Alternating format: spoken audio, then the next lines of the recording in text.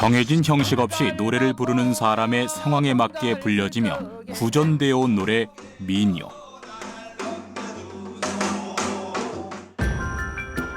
노동의 고단함 속에서도 사랑의 애틋함과 이별의 순간, 또 시대의 아픔과 화합의 순간에도 민중은 노래했다.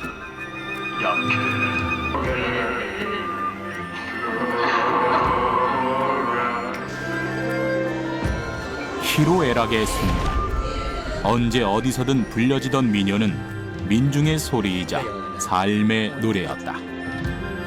선율과 음계, 노래 가사에는 어떤 이야기가 담겨 있을까? 민요 속에 담긴, 그리고 새로 쓰여지고 있는 민중의 이야기를 만나본다.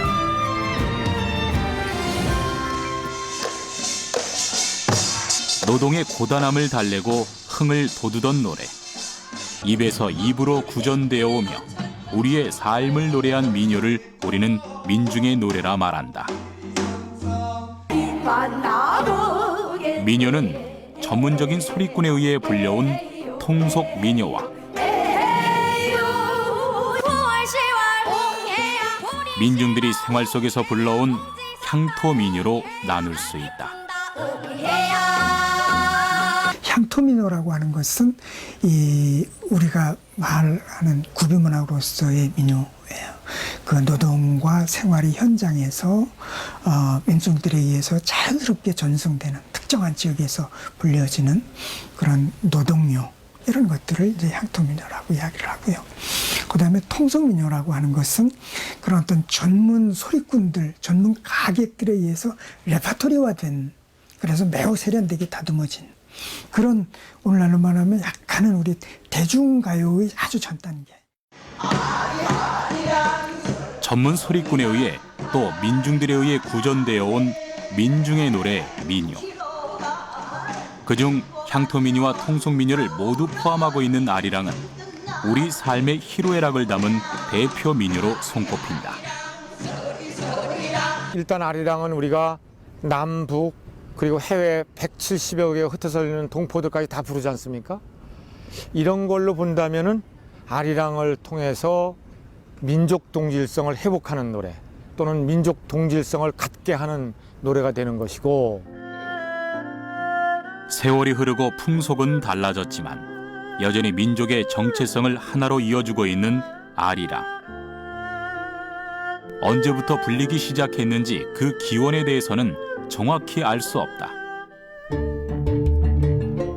하지만 역사서 매천야록을 보면 궁궐에서도 아리랑이 불려졌다는 기록을 찾아볼 수 있다.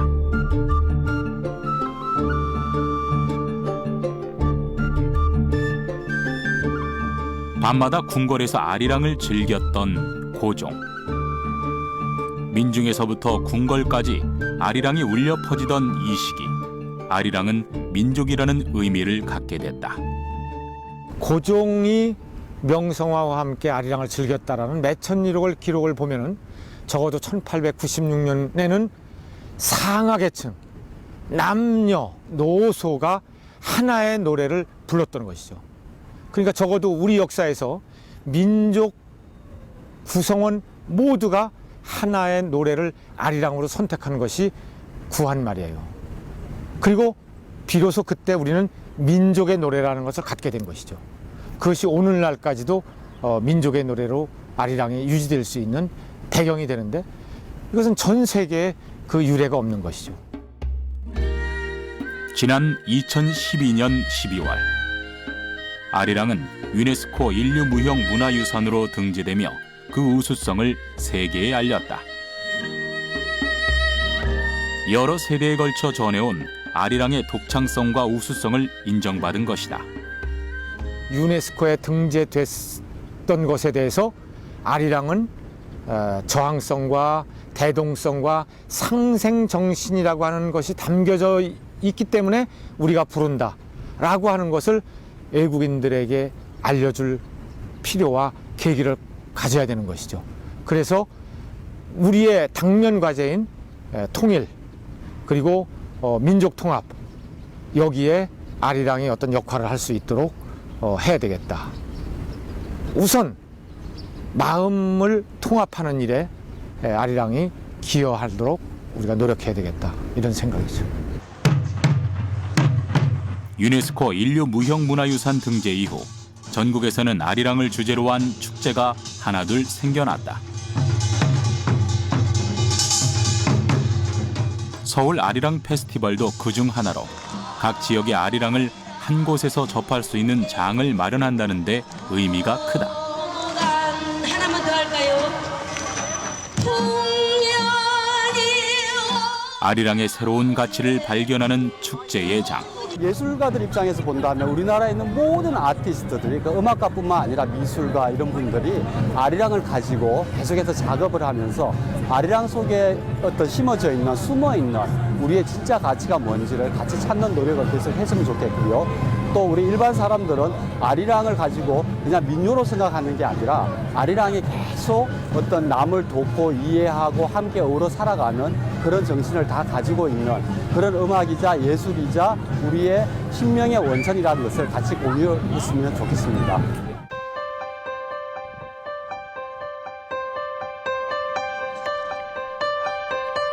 (1976년부터) 이어온 정선 아리랑제는 올해 40회를 맞는 대표 아리랑 축제로 세월을 거듭하며 아리랑을 알리는 방법을 다양화시키고 있다.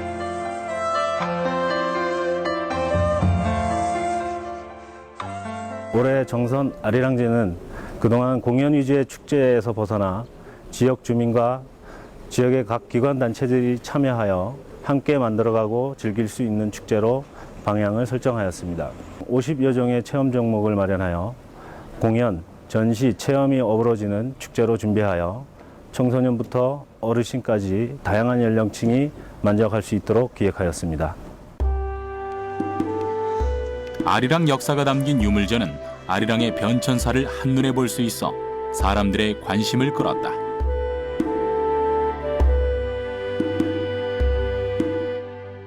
국내 아리랑의 흔적과 국외에서 출판된 아리랑 자료. 유네스코 등재 이후 세계 속에서 가치를 인정받는 아리랑의 흔적이 재조명되고 있다. 우리나라에서 비롯되어서 꽃이처럼 해외에 뻗어간 아리랑을 우리가 먼저 지키고 또 우리가 그 역사적인 맥락을 찾아가고 또 근원을 확대해서 마치 아리랑이 옛날의 실크로드처럼 하나의 또한 아리랑 로드가 되는 그런 과정을 우리가 먼저 하고 또 우리가 자긍심을 갖고 하지 않아야 되나 하는 생각이 듭니다. 아리랑의 가치가 재조명되기 시작하면서 아리랑 재정립을 위한 움직임도 이어졌다. 지난 2013년 문경시와 한국서학회가 양해각서를 체결했는데 이는 구전되어 오던 아리랑을 기록으로 남기기 위해서였다. 지금 아리랑은 사실은 그 어원에 대해서는 너무나 많은 설이 있습니다. 그 아리랑이라는 뜻을 사실은 지금 정립을 사실 못한 편이죠. 그렇다고 해서 향후에 또 이 아리랑이 어떻게 정립될지는 사실은 우리가 정확하게 알 수는 없습니다만은 현재까지 아리랑에 대한 기록을 다 정리할 필요는 있었다고 판단했습니다. 왜냐하면 지역마다 이 아리랑은 지역색이 있다 보니까 이 지역마다의 아리랑의 그 특징이 또 다 나타나 있습니다. 근데 이러한 특징을 사실 지역에서밖에 살릴 수가 없습니다. 근데 아리랑은 지역의 아리랑이 아니라 우리 한민족의 아리랑이고 대한민국의 아리랑입니다. 아리랑을 기록하고 재정립하기 위해 가장 먼저 시작한 건 전국에 흩어져 있는 아리랑 가사를 수집하는 일이었다. 가사 선별위원회가 구성됐고 무려 1068수의 가사가 선정됐다. 가사 선정 후 시작된 작업.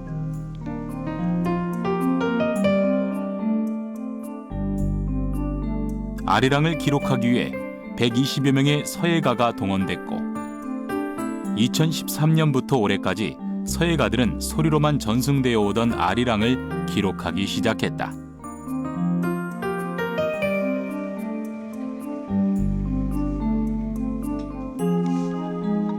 구전되던 소리가 이렇게 한 글자씩 기록됐다. 이마이마 날 잡지 말고 서산에 지는 저 해를 잡아. 아까 그 님이 가면서 나 잡지 말고 응?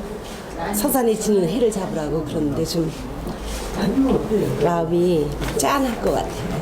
아리랑이 1만 수 이상이 된다는 거를 처음 알았어요. 그리고 대개 아리랑 하면 우리가 그 본조 아리랑 여러 가지를 생각했는데 이 아리랑을 쓰면서는 아리랑이 그 문학적인 가치가 굉장히 높다는 걸 생각했고요. 아리랑 가사는 지난 500일 동안의 대장정 끝에 기록물로 완성됐다.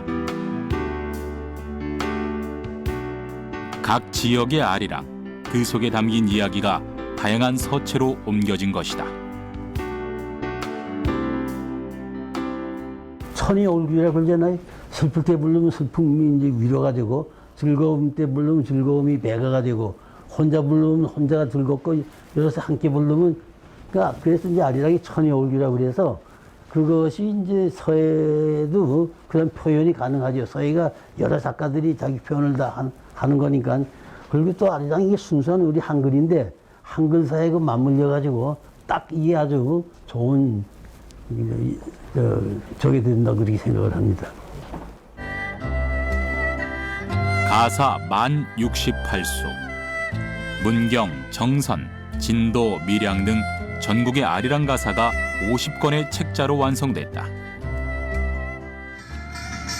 지난 9월 서울 인사동에서 경북 문경으로 서예로 담아낸 아리랑 1만수 이운식이 진행됐다. 청각문화인 아리랑이 시각문화인 서예와 어우러져 만들어낸 아리랑 재정립.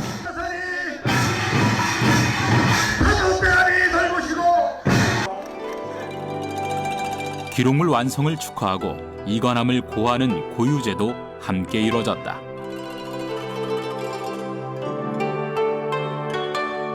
구전되어 오던 아리랑의 기록, 시대와 지역을 넘어 이어온 대표 민요의 기록이자 앞으로 이어갈 아리랑의 혼과 가치가 담긴 기록이다.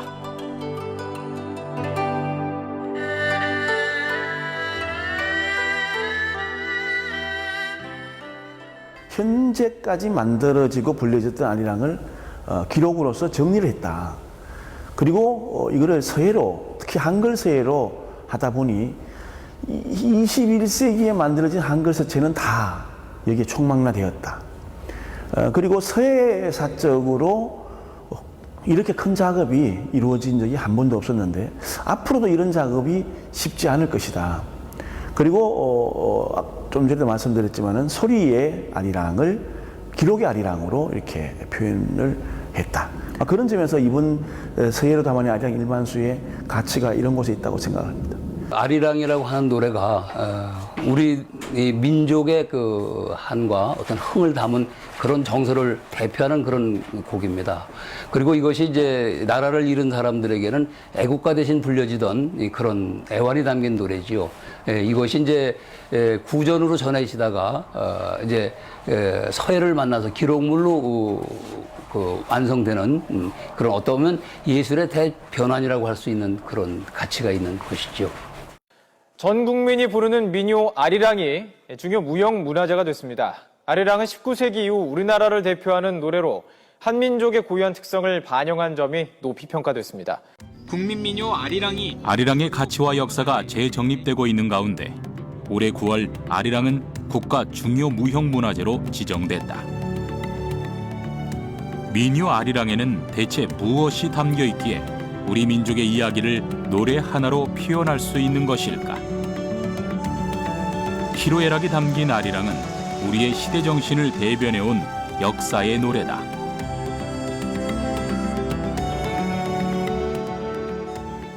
우리 민족이 그 아리랑을 통해서 우리 민족성을 회복하고 또 우리 민족성을 공유할 수 있는 우리 민족의 구심체 역할을 해왔다는 점에서 아리랑은 우리 결의의 노래 제2의 애국가라고 이야기할 수 있을 것 같습니다.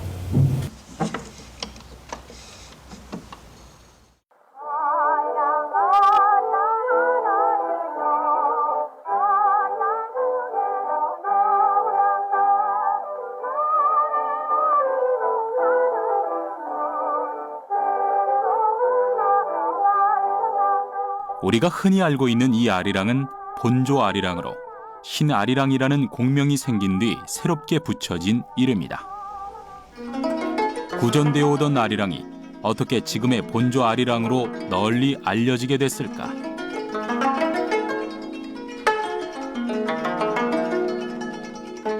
아리랑은 노동의 노래에서 축제의 노래, 이별과 독립의 노래 등 우리 민족의 애환과 풍류를 담고 발전해왔다.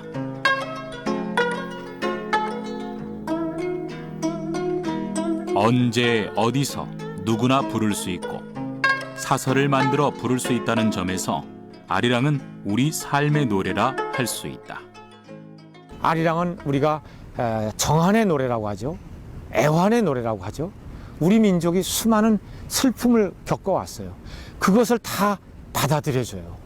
그래서 아리랑은 그런 순환과 애환을 수용하는 수용체였다.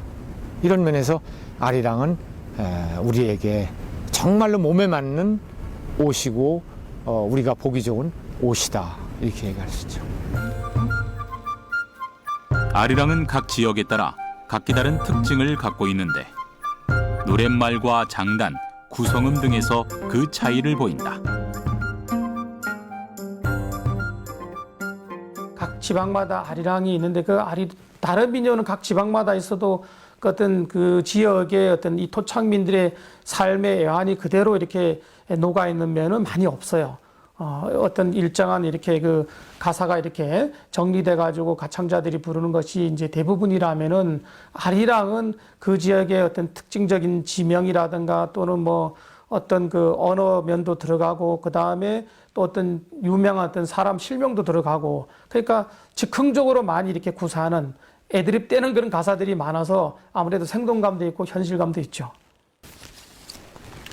원래 아라리로 일컬어지던 정선 아리랑은 아리랑 중 가장 긴 역사를 갖고 있는 것으로 알려져 있다. 고려 말 고려 유신 7명은 지금의 정선 거칠 현동에 은거하며 고려 왕조에 대한 충절을 맹세했고 이들은 고려 왕조에 대한 흠모와 고향에 대한 그리움 등을 한시로 지어 읊었다. 이후 한시를 풀이해 부르기 시작한 것이 정선 아리랑의 기원이 됐다. 그래서일까 정선 아리랑의 노랫말에는 그리움과 애절한 가사가 자주 등장한다. 어느 누구나 할 거 없이 많이 불러진 것이 이제 시원 가사다 하는 눈이 올라나 비가 올라나 억수장 마실라나 만수산 검은 구름이 막 모여든다가 가장 대표적인 가사라 봐야 되겠죠. 아우라리 뱃사공아 배 좀 건네주게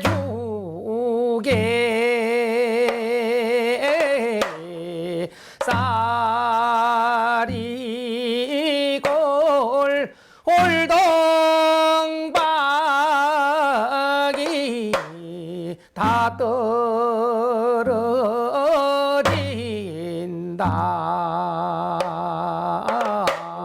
아리랑 아리랑 아라리요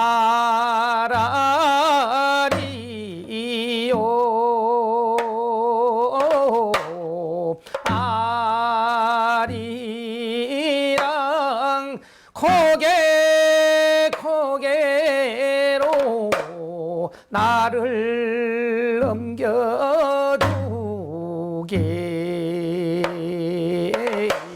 이 가사에는 아우라지 나루를 사이에 두고 정을 나누던 연인이 장마로 강물이 불어나 만나지 못하게 된 안타까운 심정이 담겨 있다. 아우라지 설화 속에 보면 그 전통 뗏목과 그리고 그 떼꾼들이 출발할 때 그 연인들의 애절함을 표현한 가사가 있습니다. 그 가사 속에 다양한 그 현장 속의 이야기들이 전해져 내려 있고 사랑, 충절, 이별, 한탄 애틋한 노랫말이 많은 정선 아리랑은 감정을 실어 부르다 보니 다소 느린 특징을 보인다.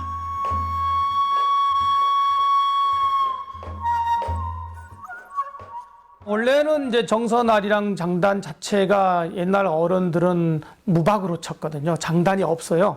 그냥 늘어지도록 늘어지고 자기의 어떤 이 감정이 거기 이입되는 그런 쪽으로 부르다가 이제 이게 이제 90년도, 2000년도 이렇게 넘어오면서 자연스럽게 이 중앙에 있는 전문 소리꾼들의 영향을 받아서 중머리 12박으로 지금 가고 있는 것 같아요.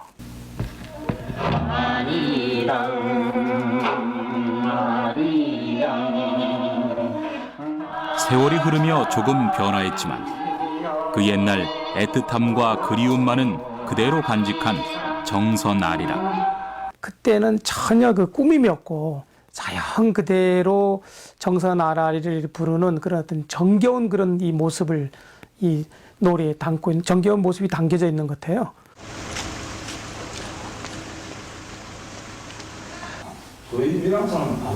다소 느리고 애틋한 정선 아리랑과 달리 밀양 아리랑은 곡 자체에서 흥겨움이 느껴진다.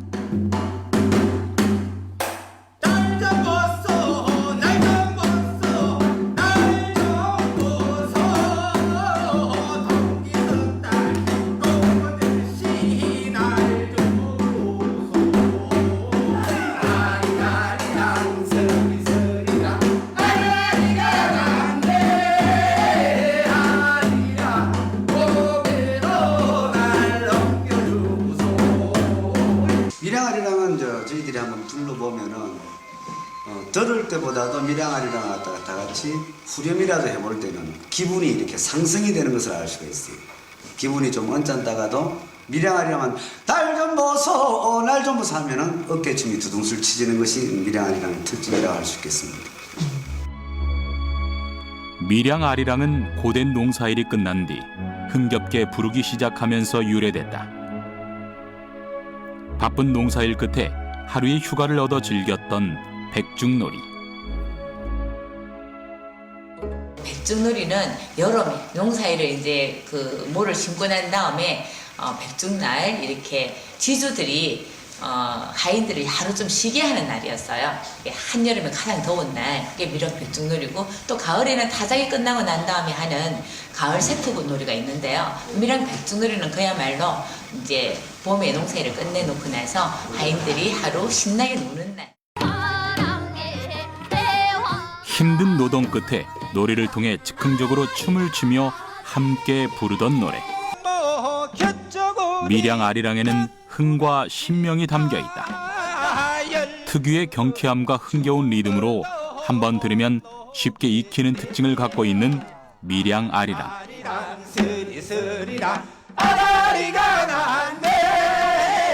밀양 아리랑은 아주 그 가사 자체가 생기반환하고 또 곡조가 단순하기 때문에 누구라도 한두 번만 들으면 배울 수 있는 그런 특징을 가지고 있습니다.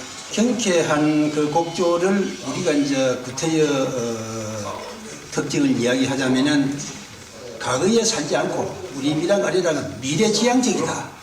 이런데 우리가 착안해서 아주 생기발랄하게 노래 부르면서 현 시대를 살아나가는 그러한 아주 특징이 있다고 보고 있죠. 아리랑은 보통 뒤에 오는 후렴을 먼저 부르는데 이러한 형식이 한 번 들으면 쉽게 잊혀지지 않는 특징을 나타낸다. 3대 아리랑의 후렴을 한번 들어보자.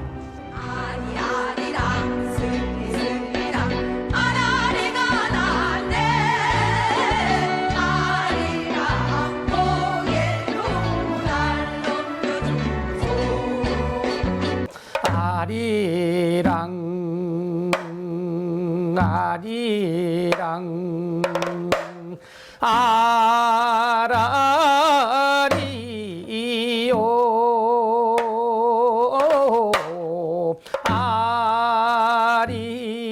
아리랑 고개로 나를 넘겨주게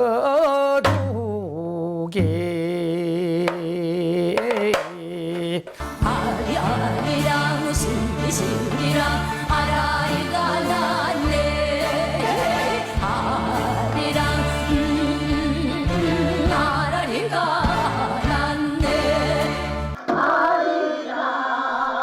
각 지역마다 장단과 구성음이 다른 것을 확인할 수 있다. 하지만 후렴구는 모두 익숙하게 기억된다. 그 이유가 무엇일까? 형식에 쉽다라는 거죠. 말하자면 용이성이라고도 하는데 두 줄 시에 두 줄 후렴만 붙이면 되는 거고 어떤 가사를 거기에 맞추고 후렴만 붙이면 진도아리랑 밀양아리랑 이런 게 되는 거예요. 그러니까 우선 형식이 쉽다. 그 다음에 음악적으로는 선율이 한국인에게 어떤 그 서정성이라고 할까요? 우리 한국인들은 정적이라고 얘기하지 않습니까? 이게 아리랑에 그대로 녹아 있어요. 그런데 또 선율적인 특징에 있어서는 두 줄 끝 선율과 후렴 첫 번째 선율이 90%가 같다는 거예요. 그래서 두 줄을 부르고 후렴을 부르지 않으면 이상하게 뭐를 놓친 것 같던 것이 되는 것이고 부르다 보면 계속 불러야 되는 그런 마력을 갖고 있다는 것이죠. 응이라는 후렴으로 구슬프면서도 흥겨운 특징을 갖고 있는 진도아리랑.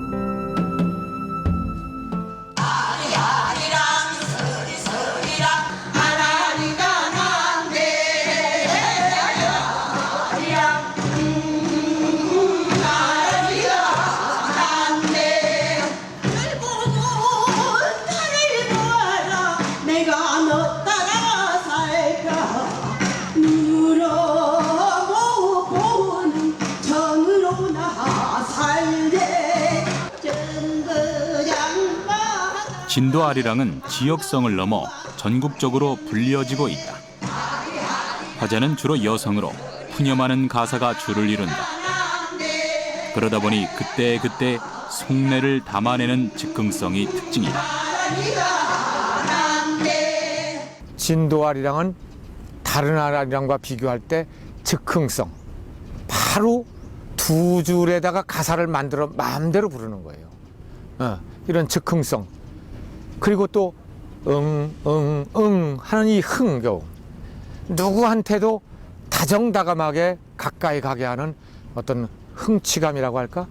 그러니까 즉흥성과 이 음악적인 흥취성. 이것이 다른 아리랑과 다른 진도아리랑의 특징이죠. 그래서 남도 음악의 정수, 이렇게 진도아리랑을 평하죠. 진도를 포함 전라도 지역에서 불리던 산아지 타령을 기반으로 재구성된 진도아리랑은 푸념하는 듯한 즉흥적인 가사와 세마치 장단, 육자배기 토리를 바탕으로 하고 있다. 진도아리랑의 경우는 진도라는 특정한 지역의 이름을 달고 있기는 하지만은 호남 지역에서 널리 불리고 있던 산아지 타령이라는 민요가 있는데 그 민요의 후렴 구절을 아리랑 계통 가사를 붙여서 재구성한 음악입니다. 대개 1930년대 초에 박종기 명인에 의해서 만들어진 걸로 알려져 있죠. 그런데 이 전라도 지방의 민요들은 육자배기 토리라고 하는 구조로 되어 있어요. 육자배기 토리의 특징은 떠는 음과 꺾는 음이다. 진도아리랑은 육자배기조라고 하는 남도 소리. 우리가 서편자라는 영화를 보면은 판소리를 익힐 때 먼저 진도아리랑을 부른단 말이죠. 이것은 남도 음악이 갖고 있는 육자배기조라는 것에 진도아리랑이 가장 많이 담고 있기 때문에 그렇단 말이죠. 이것이 진도아리랑의 하나의 음악적인 특징이 되는 것이죠. 각 지역의 아리랑은 7년간 이어진 경복궁 중수 기간 동안 전국에 퍼져나갔다. 1865년 전국의 부역군들은 경복궁 중수 공사를 위해 모였다. 부역군들은 고향을 그리워하며 각 지역의 아리랑을 불렀고 이로써 시름을 달랬다. 각 지역에서 전승되던 아리랑은 이 기간 근대 아리랑으로 확장됐다. 경복궁 중수 7년이라는 이 사건은 매우 중요하죠. 그래서 이때부터 근대라고 보는 것이고 이때 형성된 노래를 아마도 근대 민요 아리랑이다 이렇게 보는 것이죠. 그러면 그 이전의 아리랑은 어떤 아리랑이냐? 뭐 강원도, 경상도 일대에서 논매고 밭일하고 산일하고 이럴 때 자연스럽게 불려지는 노래죠. 그런데 그 노래가 경복궁 중수에 와서 어떤 저항적인 가사가 들어간다거나 또는 그런 저항의 의식을 하는 자리에서 아리랑이 불려지면서 성격이 바뀌게 된 것이죠. 구전되어 오던 아리랑은 선교사 겸 교육자로 우리나라에 온 미국인 호머 헐버트에 의해 1896년 최초로 악보에 기록된다.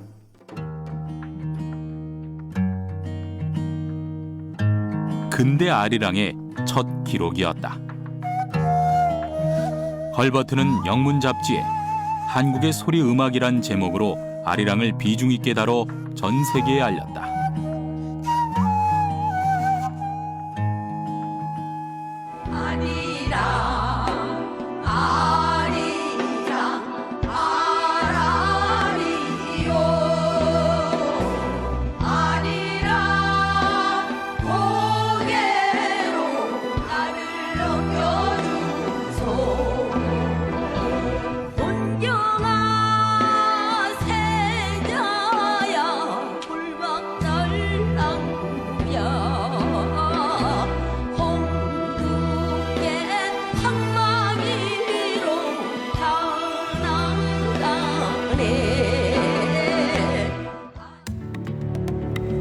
최초의 기록으로 문화사적 가치가 높은 헐버트의 아리랑 기록은 아리랑 전승과정 연구에 중요한 자료가 되고 있다.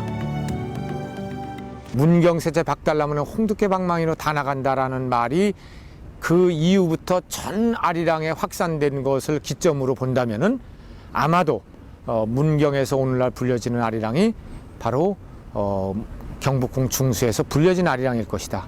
그리고 그것이 헐버트라고 하는 선교사가 1886년에 채보한 아리랑일 것이다. 이렇게 추정하는 것이죠. 헐버트가 최초로 기록한 문경 아리랑. 이 기록은 아리랑을 세계에 알리는 계기가 됐고 아리랑의 새로운 지평을 열었다.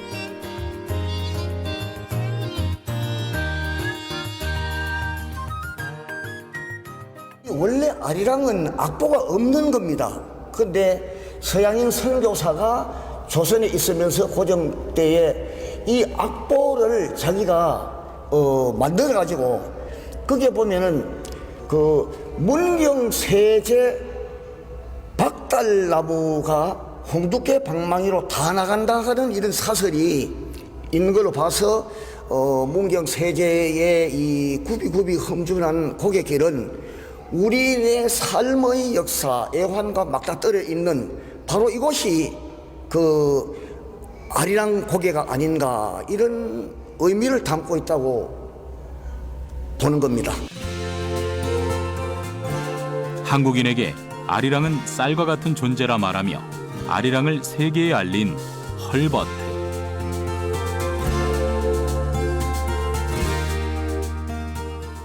문명사적인 교류의 관계예요. 우리의 수많은 노래를 인류 어떤 누구든 재현할 수 있는 서양 음계로 악보로 옮겼다라는 거기 때문에 단순한 아리랑을 알렸다라고 하는 걸 넘어서는 문명 교류사 차원의 중요한 사건이라는 얘기죠. 경복궁 중수공사와 아리랑을 기록한 헐버트 등에 의해 점차 확장되기 시작한 근대 아리랑. 일제강점기 영화인이었던 나운규는 영화를 통해 아리랑의 역사를 새로 썼고 아리랑을 확산시키는 계기 또한 마련했다.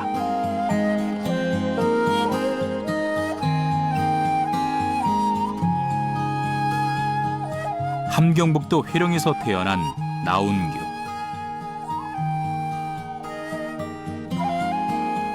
어릴 적 고향에서 철로 노동자들이 부르던 아리랑을 듣게 된 나운규는 오래도록 그 노래 가락을 잊을 수 없었다.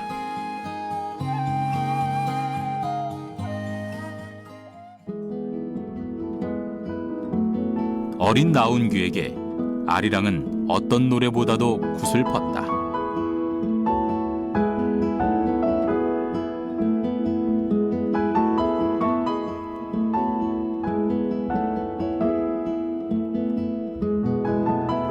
아리랑이 들려올 때면 걸음을 멈추고 한참 동안 들었던 나온규.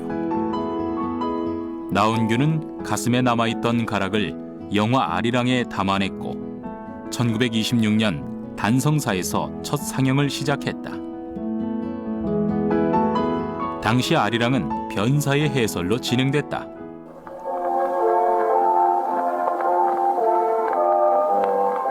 발진전박과 아름다운 산천 무궁화 삼천리의 풍년은 와칸만은 한 줄기에 불나오는 아리랑의 노래는 이 동네의 백성들만 불어넣는 소름일까?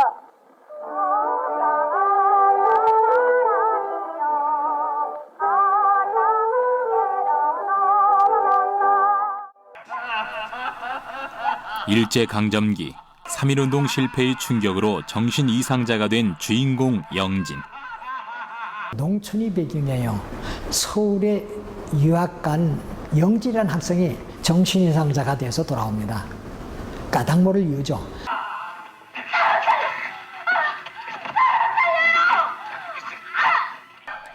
미치광이었던 영진은 여동생 영희를 범하려던 기호를 발견하고 기호와 싸움을 벌이다 낫수로 내리쳐 살해하고 만다.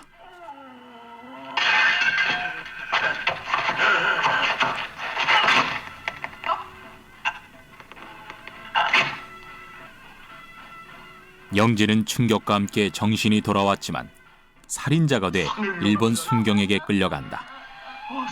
영진이 끌려가며 아리랑 고개를 넘을 때 마을 사람들이 다 함께 부르던 노래 아리랑.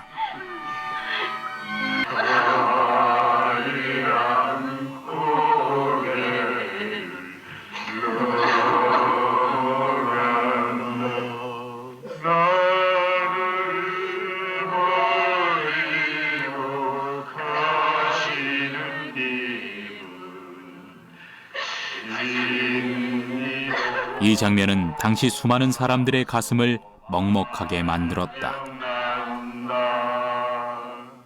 모든 마을 사람들이 아리랑골에 나와가지고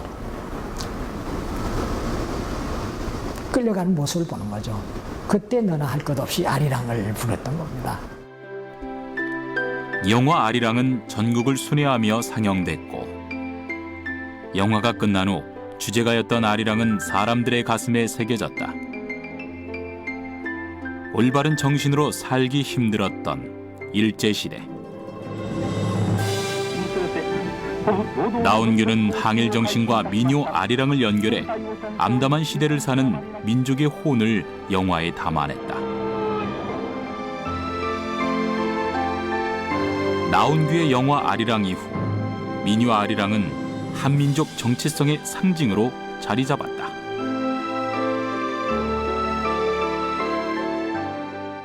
영화 아리랑의 저항성이 항일성이 조선이라고 하는 상징성으로 갔고 그것이 해방 후에는 민족이 흩어지고 이산된 것을 하나의 어떤 그 동질성을 갖기 위해서 노래를 필요로 했는데 그게 아리랑이었다.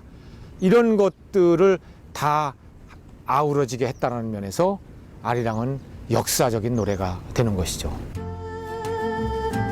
성북구에 위치한 이 고개는 영화 아리랑을 촬영한 후로 아리랑 고개로 불리기 시작했다. 아리랑 고개는 우리 민족에게 상징적인 의미를 갖고 있다. 고난의 고개이자 넘어야만 했던 눈물의 고개. 나온규는 영화를 통해 우리 가슴에 존재하는 아리랑 고개를 상징적으로 표현하고자 했다.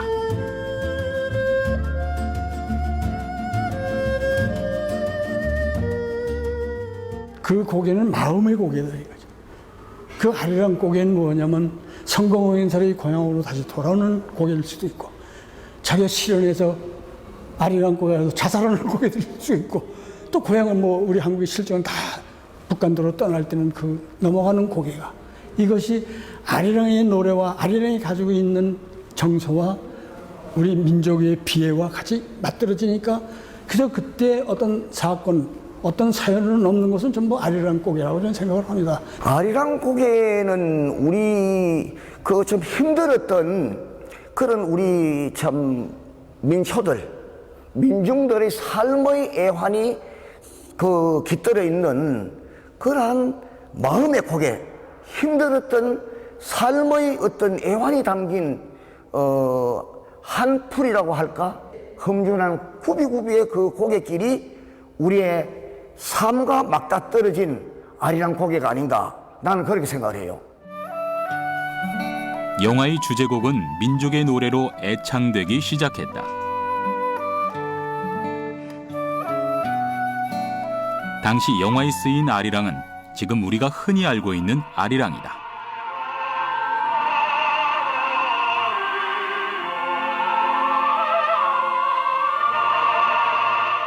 나은비의 주제가로 쓰였었던 아리랑이 바로 우리가 부르는, 그것을 민요학 쪽에서 이걸 본조 아리랑이라고 이야기를 하는데요.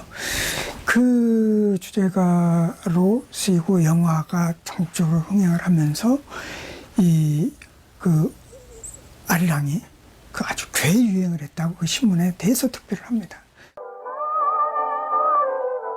영화 속 아리랑은 서양 악기를 이용해 새롭게 편곡한 곡으로 지금의 본조 아리랑이다. 오늘날 가장 대중적으로 불리고 있는 우리의 민요다.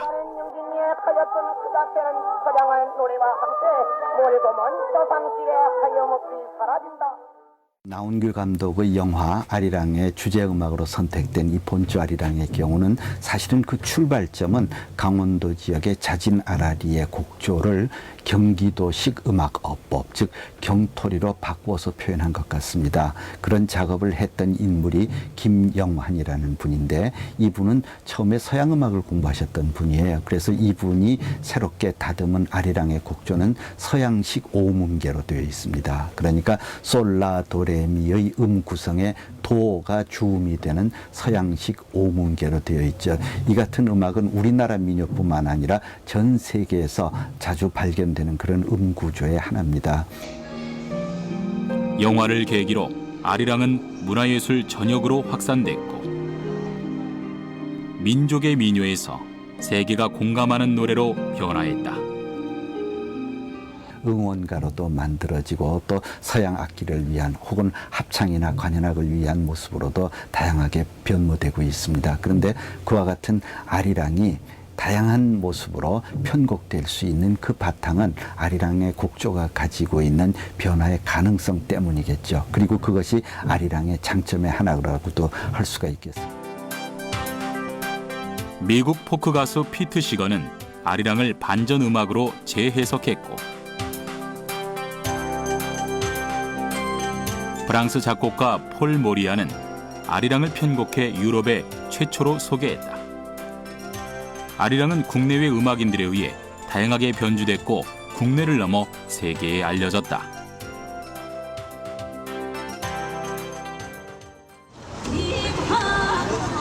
쉬운 리듬과 가사, 그리고 다양한 표현 방식은 아리랑의 세계성을 가능하게 하는 힘이다.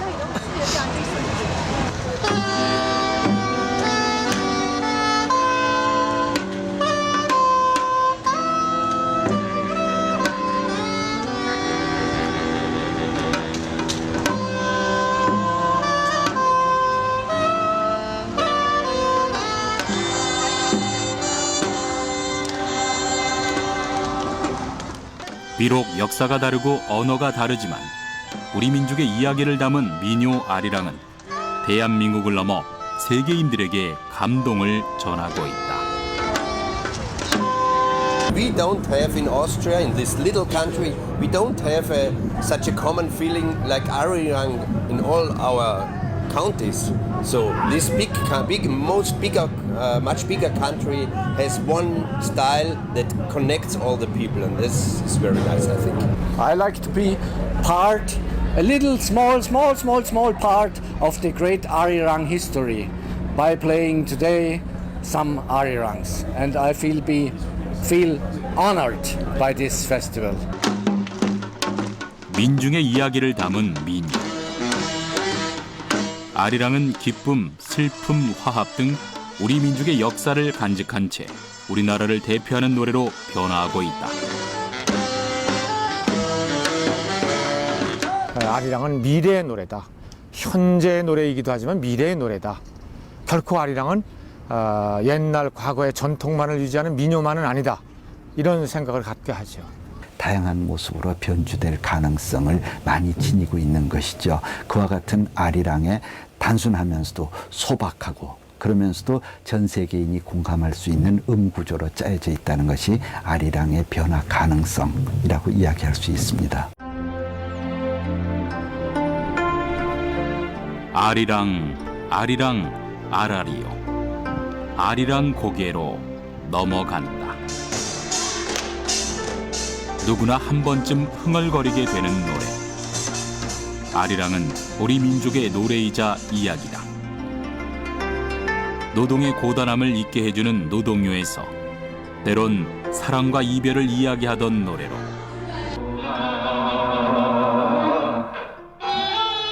또 시대의 아픔을 노래한 역사의 노래로,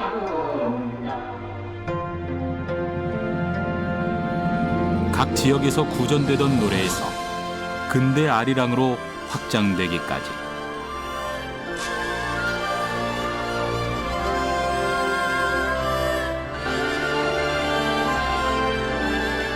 과거에 머물러 있지 않고 그 시대 우리의 이야기를 담아 계속 변화하고 있는 아리랑.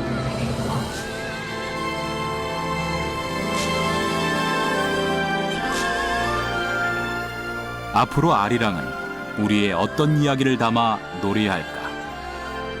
그 이야기에는 우리의 또 다른 역사가 새겨질 것이다.